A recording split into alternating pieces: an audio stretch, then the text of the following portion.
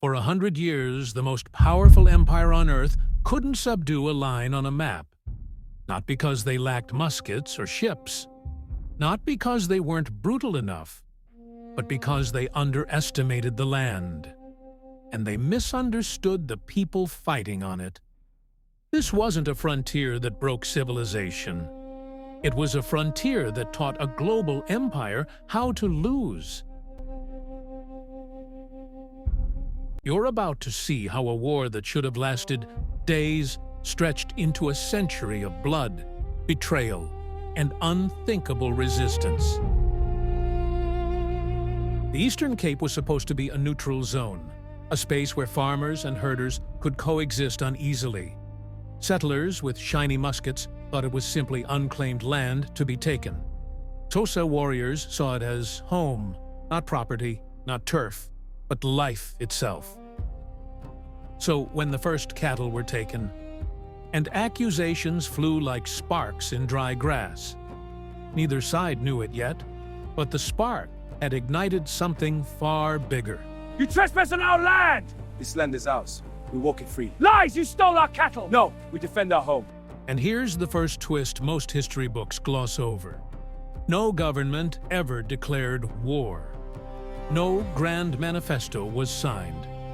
This conflict began with confusion, pride, and escalating misunderstandings.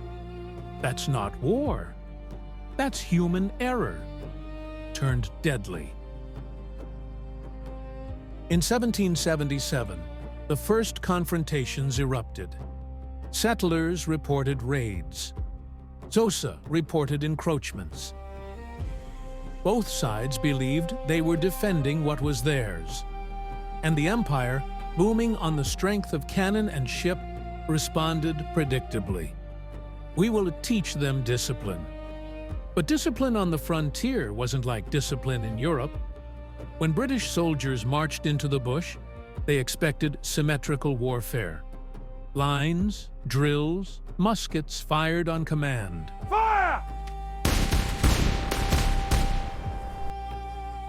Instead, they found tactics that made their formations look vulnerable.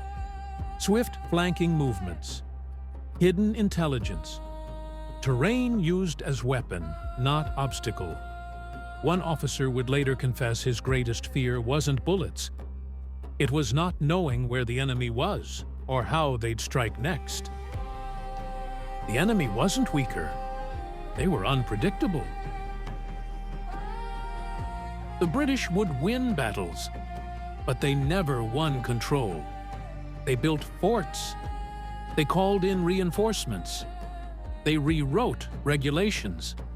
And still, the frontier slipped through their fingers like sand.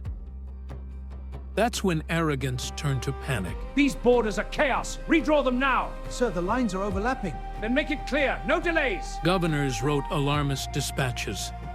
Officials demanded more men. Maps got redrawn before a single village was secure. At one point, a British commander said something extraordinary. "We are out here fighting people we don't hate, in territory we don't understand, for a reason we cannot define." That sentence should embarrass every empire.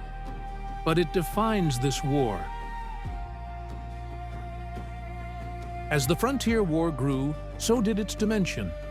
False treaties, betrayals for tactical advantage, alliances that vanished overnight, youths who refused British demands.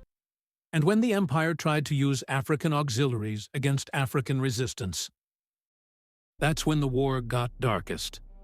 Because it wasn't just guns against spears, it became identity versus survival. And the frontier refused to be conquered. By the end of the First War, neither side was victorious. Not truly. The frontier remained unbroken. The conflict was unresolved. And the next war, the one that brought prophecy, famine, and choices no society should ever face, was already taking shape. A century had only just begun, and it would demand more than muskets.